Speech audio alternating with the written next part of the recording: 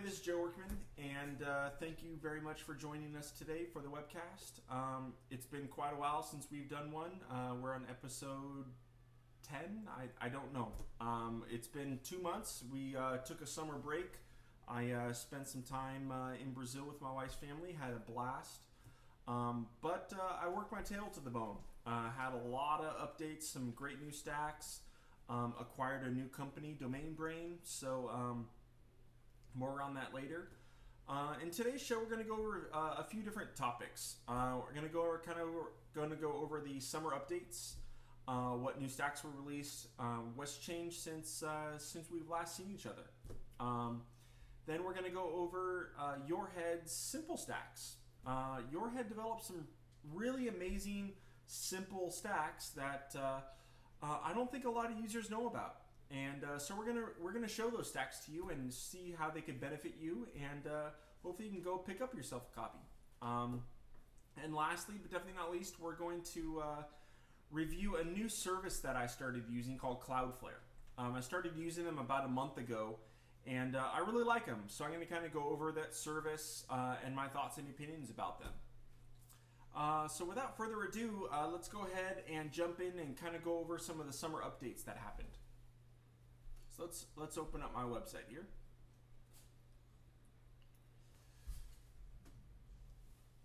So here we are at joeworkman.net, and let's just go ahead to my product page, and we'll just kind of peruse through things. The Tumblr Stack got some really great updates. Actually got 3 huge updates over the summer, and some really great ones. Of course, Tumblr, as you know, released a new API. So I completely updated the Tumblr Stack to use their new APIs. Everything is much more stable, much faster. The caching engine that was built in Tumblr 3, I completely rewrote it again from scratch. It is much more elaborate, much more, it's actually simpler, less code base, publishes less files. I no longer use any third-party software. I rebuilt it all myself, okay? So everything functions exactly how I want it to function. And it's quick, it's crisp, it's fast, it's awesome. It's a lot more stable than previous versions. Another great feature to the Tumblr Stack was it got a really great internationalization overview. So all of the alerts and the labels can all be customized to exactly what you want to your language. So whether or not you're German or you're French, you can also, there's also a setting in the HUDs to set the locale for date format, as well as the social buttons. So if you want the social buttons such as Facebook and tweets and the Google Plus button to be localized to your language, you can easily do that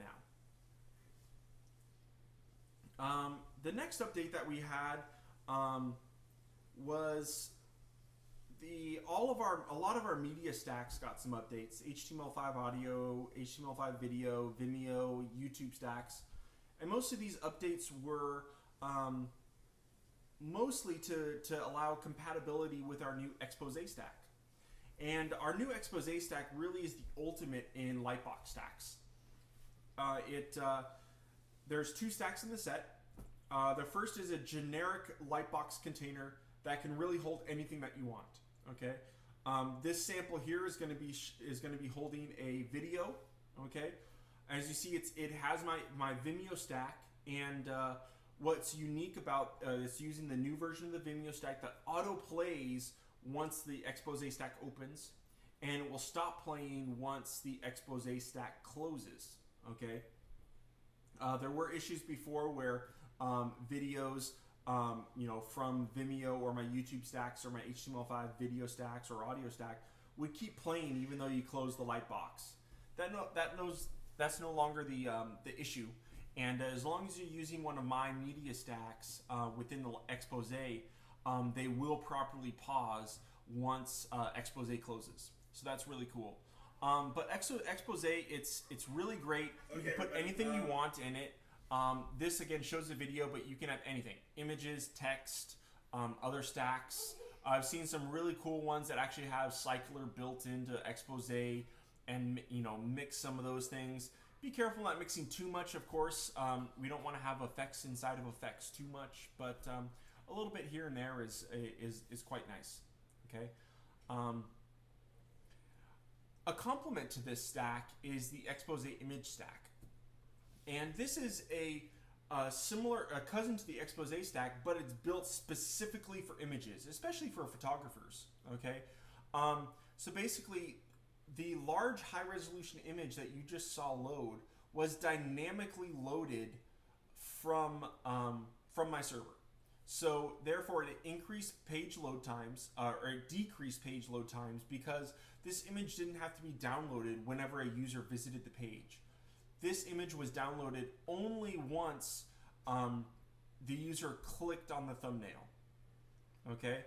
Now, other features that are enabled on this, I don't have this enabled on the demo, but if you have EXIF data for your particular image, that will be displayed in a nice, beautiful box down here below here. I will have to fix that so that displays here on my site. But the EXIF data will display properly, and that's a great feature for photographers. So the next stack that we have here is our new stack is actually Liftoff. Liftoff, if you've gone to my live page, you've seen the countdown that I have. Okay, and basically this is a countdown that whenever it counts down to a particular time, and that time is reached, hidden content will be displayed. Okay, so for example, on my live page, 10 minutes before the counter is done, the chat feed as well as the video feed are automatically unveiled, so that it can be shown automatically. This is great if you want to automatically show off products at a particular time and you don't want to be there to launch your website or to publish it, right? You can publish it beforehand and have the countdown or Liftoff stack count down to that time and automatically unveil your content for you. Very cool.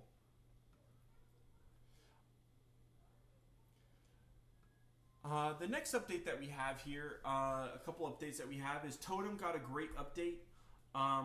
Really quick, it just got some really custom. You can now have custom images as navigation headers and footers. The RSS stacks got a huge, great overhaul for look and feel and simplicity. You now have more control over customization of shadows and how Totem looks and feels on your site. It was a really great update to Totem, so make sure you check that out. Another great stack that got an update was Scroll. You should check out, we added some reflections to the Scroll stack. So if you see down here, we have reflections on our images. Scroll can now have slower scroll speeds. So that was a really great update for Scroll. Allows users to really replace things like banner zest that they had on their website with this great JavaScript, HTML, and CSS. Because this will work on your iOS devices, on your iPhone or your mobile devices, where banner zest uses Flash and things like that won't work on mobile devices. So this is a great replacement for things like banner zest if you have an image slideshow with things of that nature. Okay. And last but definitely not least, our last new stack that we had was called the comment stack. And these are generic comment containers that you can put on any web page. Okay, we have two comment stacks here. The first is the Discuss stack, which integrates with the Discuss commenting system, as well as Facebook comments. So again, you can have either of these stacks. There's two stacks in this set, and allows you to put commenting systems on any page, whether it's a product page, maybe it's you want users to be able to have a guest book on your website so they can sign in or comment on a particular event page that you have, things of that nature. These are great stacks to have around so that your users can have a full-blown commenting system baked directly into their website. We had a few other minor updates here and there. Cycler got a minor update, PDF Embed did, as well as Like It got the new Google Plus button, and that's about it. So I hope you enjoyed these updates. Go ahead and peruse. You can also always check out our Stacks blog, and we detail out every single update is all detailed out here. You know, we tell exactly what was fixed in every single release. So please go ahead and check out our Stacks blog for the latest and greatest in terms of updates.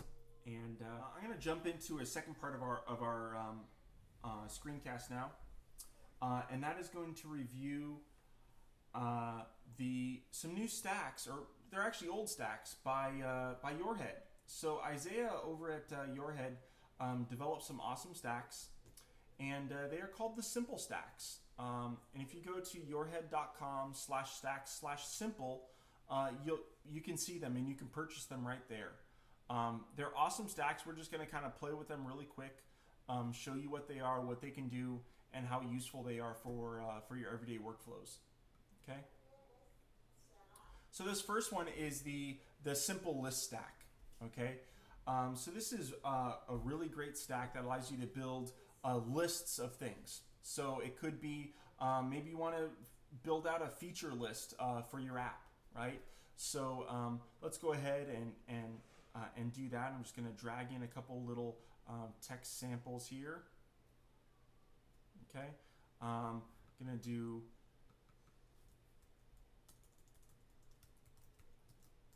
awesome feature number 1. Oops, if I can spell.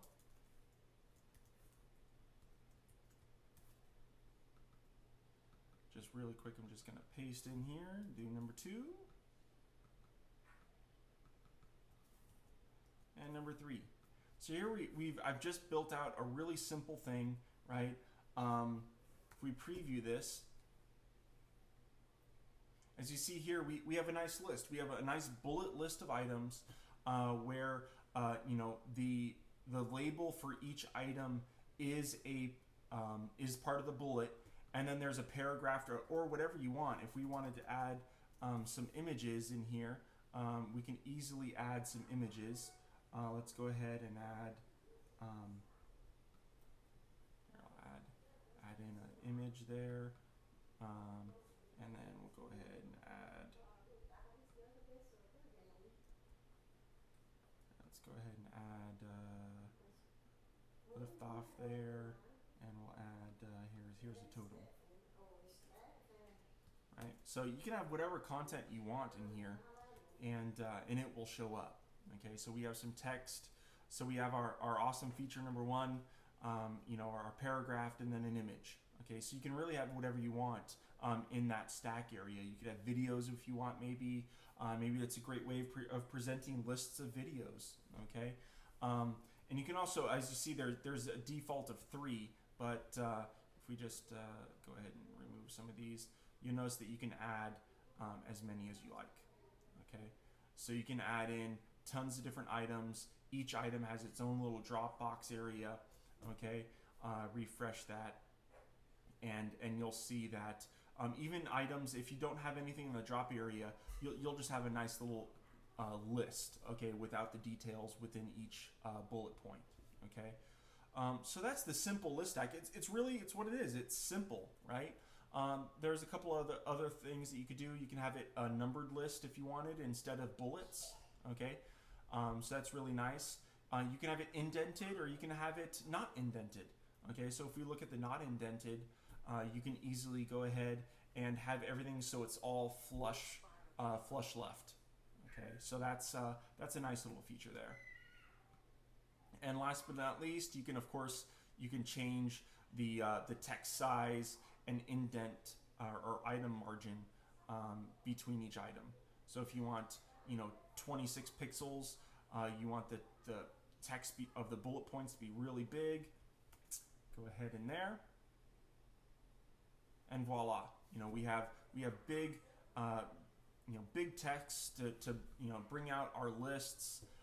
You know, we increase the indentation between each item.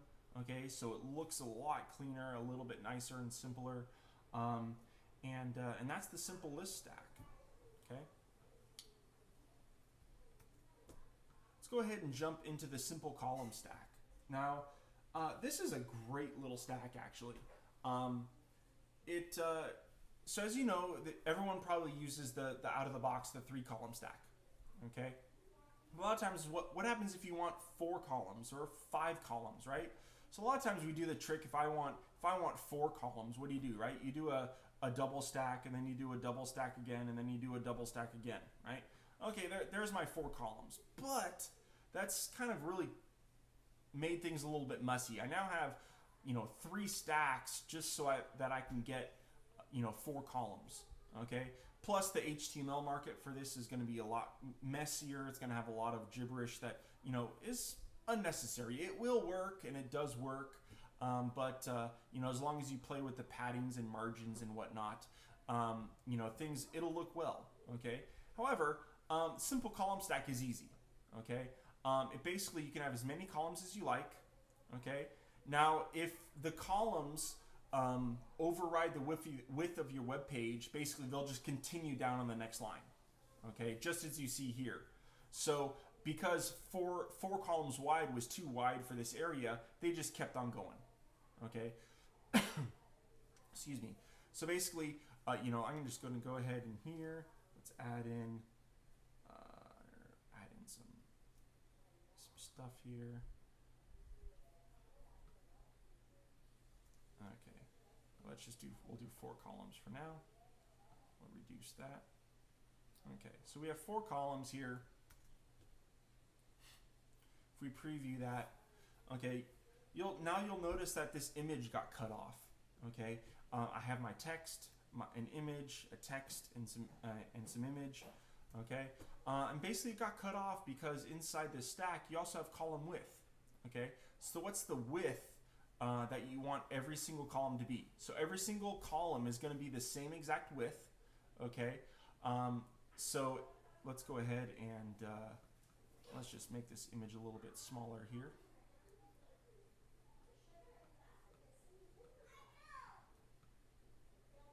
Okay, now let's go ahead and make the column width a little bit smaller.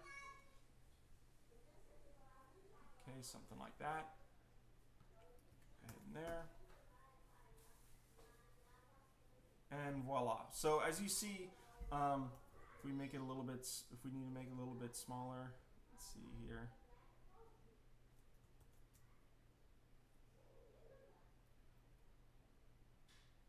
Oh, that looks good. Okay, so we experimented with the column width.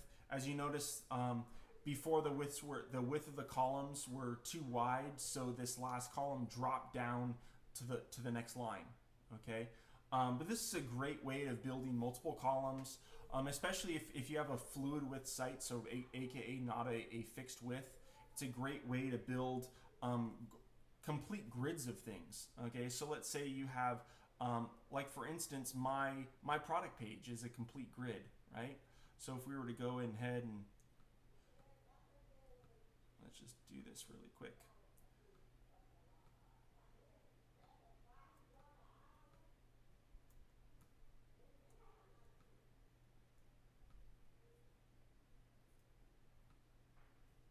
Okay, so you had an entire grid of things. It's a great way of just building kind of a quasi table. That's not a table, but they're basically floating divs that everything floats to the left. Okay, and it's a nice way of just building out columns of things. So great little stack. I actually use this stack quite a bit. It's very useful. So I recommend this one a lot. Okay. The last simple definition stack that we have is called simple definitions, and it's a way of just it's kind of quasi similar to the excuse me, the list stack, but it's with a different twist. Okay, so we have the ability to basically have kind of a table where you can have a label of something, and then over on the left you would have a description of that. Okay, and of course you can have as many of these as you like. Okay, the number of items. Okay, the indent. So how far do you want the gap between each item to be? Do you want the title to be right aligned, or do you want it to be kind of indented a little bit? what's the exact width that you want the table portion to be, or the detailed data, okay? The size of your titles, as well as the width between, the gap between the two items, okay? Or between the label and its content, okay? So again, a really simple stack that can be very elegant to make a whole bunch of things. It's just a great way of laying out things nicely, especially if you need a whole bunch of these. You could potentially replicate this. Let's say you have a 2-column stack, right? And you have a 2-column stack in here, and then basically you could have a text with your item title, and then here is your, so here you could do item title, okay? And then you can go ahead and try to replicate this down, right? So you can basically copy this stack. Come on. You can have multiple copies of this stack. Where is it though? There, it came at the bottom. So basically, you could potentially try to do this, okay? But again, you're gonna have to try to replicate this one stack. You're gonna have 50 stacks on your page. It's gonna take you longer to build it out, and it might not be as nice and fluid as this nice little simple definition stack would be. So again, very useful. I think these simple stacks that Isaiah developed were brilliant. They're very simple. They're very simple, just as they say. And you should pick up yourself a copy. You can easily get them over at yourhead.com. Again, just go to yourhead.com/stacks/simple. In a transition to our last topic here, you'll notice this awesome wallpaper, and you'll probably seen a few of them transition throughout the screencast here. All of these wallpapers that you're seeing here are available on joeworkman.net. Just head over to joeworkman.net /goodies. If we head there right now, go to joeworkman.net and go to the goodies page. You'll see that we have a whole slew of great wallpapers that you can use. They're all free to download. Just click on the download link and it'll download a zip file for you with all those wallpapers in it. Okay, and actually this is the Expose Image Pro stack that is used to display these in a higher resolution for you guys. So just to show you a use that I use the Expose stack for. Okay.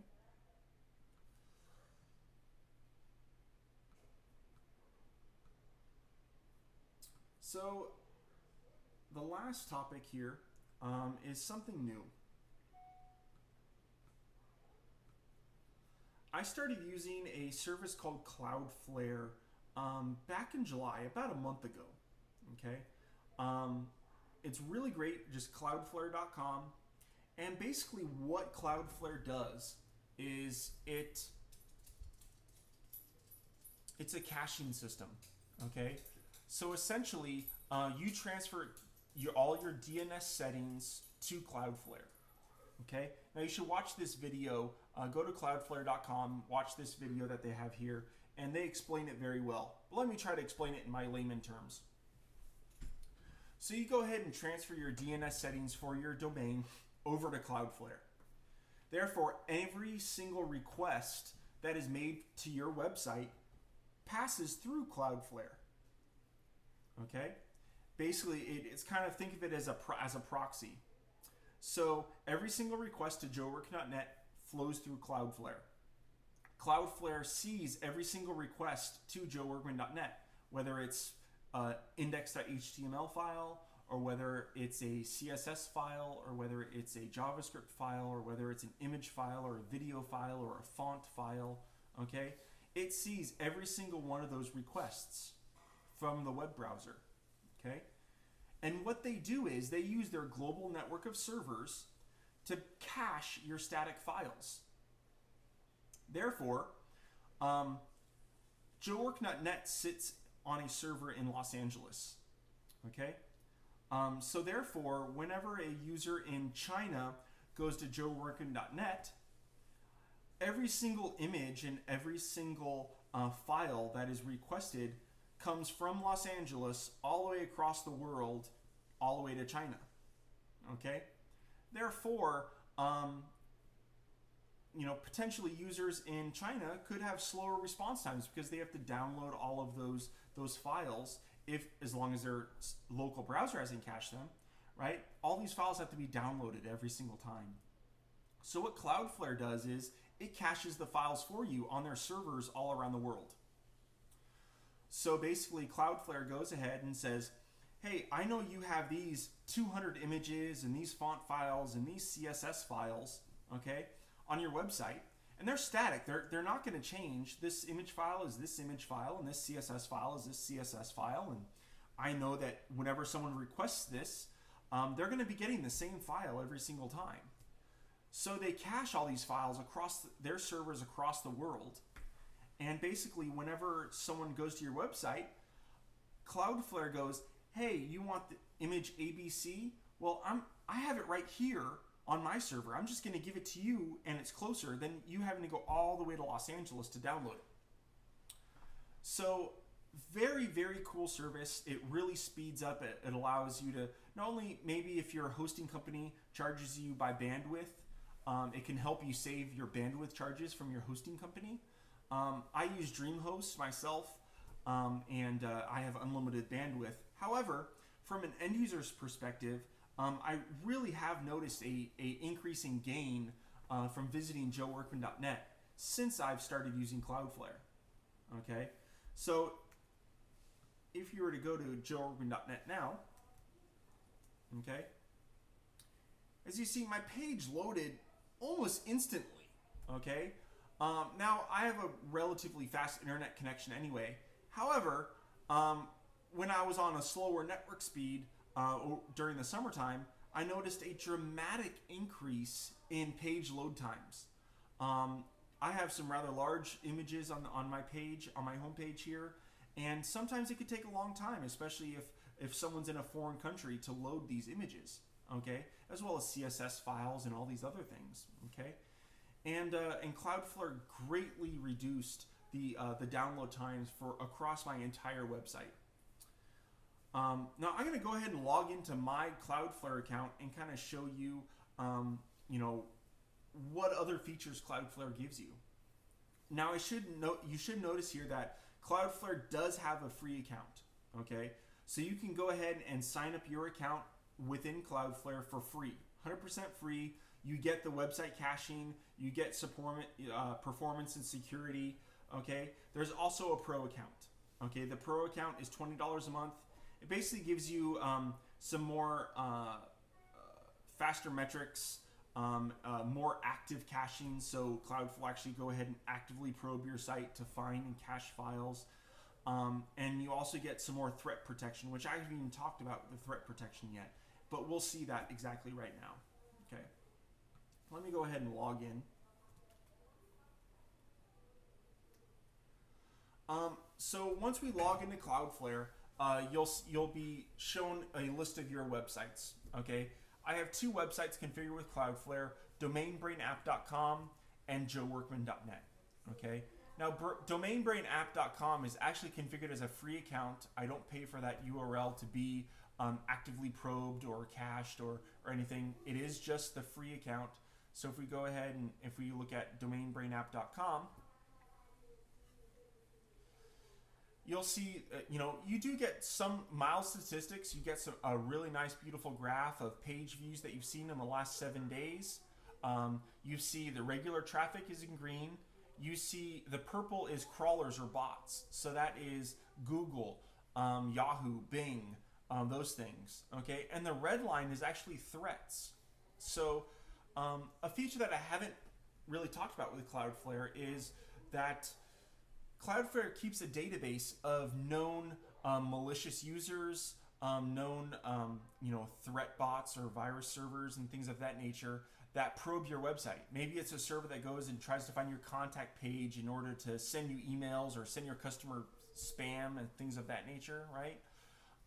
So as you see here, with domainbrainapp.com, within the last 7 days, It's found 900 unique visitors. It's found 15 crawlers and 32 unique threats.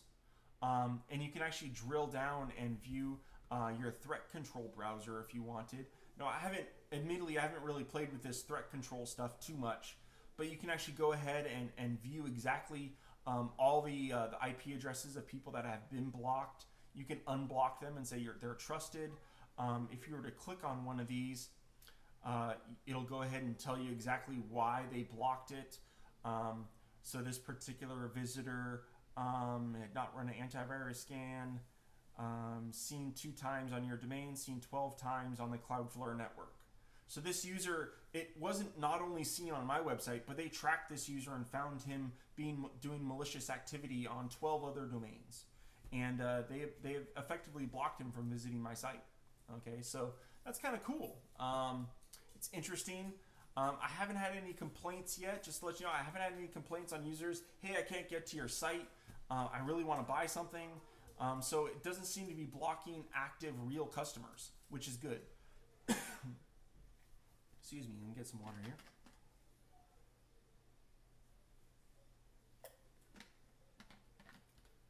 There's some really interesting statistics here that we have.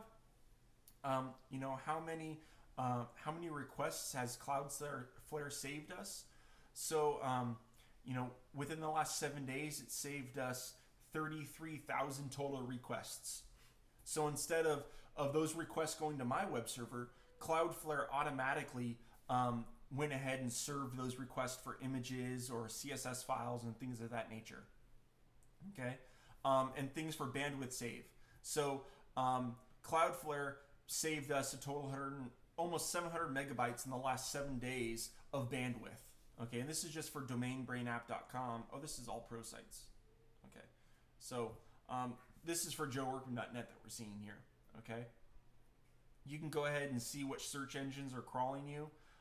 You know, so Yahoo's been crawling me lately. A few days ago I checked here and it was Google that was on top. So depending on the day or the activity, you'll have you know, your various search engines going ahead and crawling your site, and you can see all those statistics here, which is nice. Some other features of CloudFlare, some quasi oddities. So because CloudFlare is serving as your DNS, okay, if we go ahead and let's go into CloudFlare settings. Okay, CloudFlare set up a whole bunch of things. So you can go ahead and you can say, you know, what is your caching level? Is it aggressive? Is it basic? Your security level, do you want to adjust that to high, medium, low? You know, this is a pro account. You know, do you want to auto minify? Maybe, you know, so it'll actually auto compress your JS or your CSS files or even your HTML files, which is nice. I don't have that turned on. I just, I don't want potentially, you know, automatically compressing things can cause issues with JavaScript or CSS, and you know, with CSS3 I've noticed. So I leave those off personally. I haven't tested turning them on yet, but they're there. It's an interesting feature to have. Okay, this rocket loader, I don't actually know what that is. I haven't played with that at all. Some other interesting settings here. You can have IP geolocation, so it'll actually, you know, determine the location of your potential users. You can integrate Google Analytics so that you know, all your analytics traffic will be flown properly through CloudFlare. And last but definitely not least, we'll have cache purge. So you can actually purge all of the cache. Let's say you do a really major site redeployment and you need to redeploy your site. You basically want to make sure that CloudFlare purges all of its cache and re-gets it all again. So you could do that. You know, you can purge all your cache. Okay. And this last setting here, development mode. I've noticed that if I make minor changes to pages, especially with stacks, the CSS files can potentially be renamed and things of that nature. So whenever I'm publishing a page, or a few pages with RapidWeaver, basically I turn development mode on, and then I publish my pages, and then I turn it back off. And then basically all the changes that were pushed, CloudFlare reflects those and recaches those pages that you republished. Okay. I actually even created, if you do use CloudFlare and you ask me for them, I actually created a couple little automator scripts that allow me to turn CloudFlare, if you see up here on the launch bar, dev mode on and dev mode off. So I could just hit that, and basically I could turn dev mode on for my dev website. Mode enabled. So basically I can turn CloudFlare dev mode on, and then I can go ahead and I can go ahead and turn dev mode disabled. So I can go ahead and disable dev mode. So that's kind of cool. If you do end up using CloudFlare and you'd like to have my little scripts, I'd be more than happy to share those with you. Okay. Some other things that CloudFlare has, there are, where are all of the, here they are, CloudFlare apps. So you can set up, if they have partnerships with all kinds of companies to do sort of integration. The only thing I've really turned on right now is Google Analytics. I haven't really turned on anything else. Webmaster Tools. Everything else, I haven't really had time to really play with any of this other stuff. But there are a bunch of integrations with other companies, so that you can see that here. Okay. For really advanced users, if you want to track things by IP address, basically CloudFlare changes your HTTP headers just a little bit. This is getting highly technical here, so I'm sorry.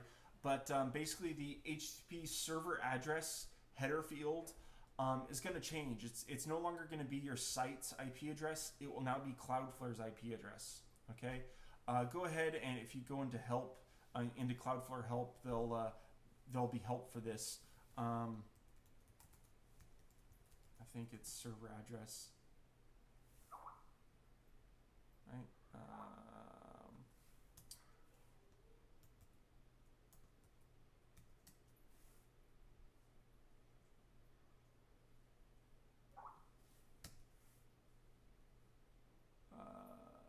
Here, I think, I don't remember.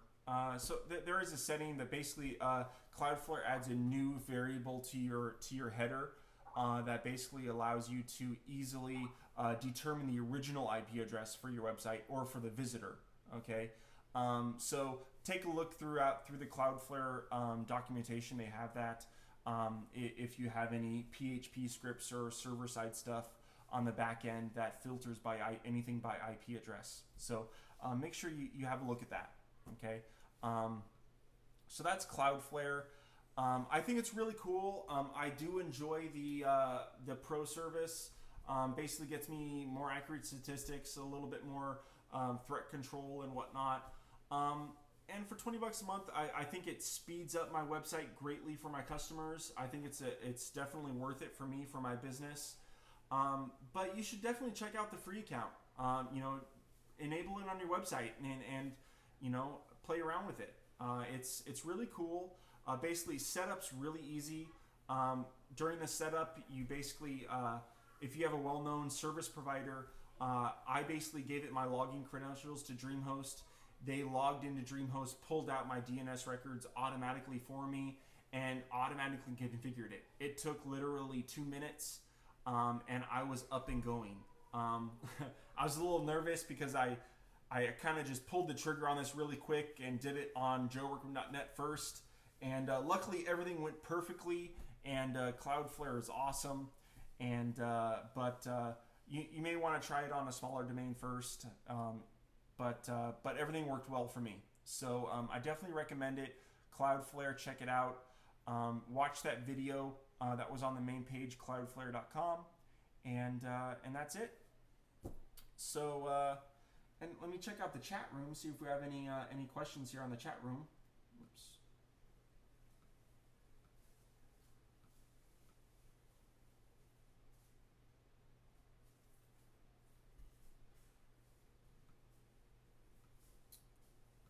I see no more, nothing more in the chat room. So thank you very much for joining, everybody. Hope you enjoyed this webcast. Hope you found it a little bit useful. Again, I will be doing another one on Friday. It'll be more Mac-based, less web-based and RapidWeaver-based. So make sure you check us out on Friday. You are looking at the new and improved Camtastic here, built just for Lion. You see I have some cool new toolbar icons. We have full screen mode. So we're working on Camtastic to bring to you really soon. And we'll probably see more of that on our Mac webcasts. So thank you very much for joining, everybody. I hope you enjoyed it, and I'll talk to you later. Bye.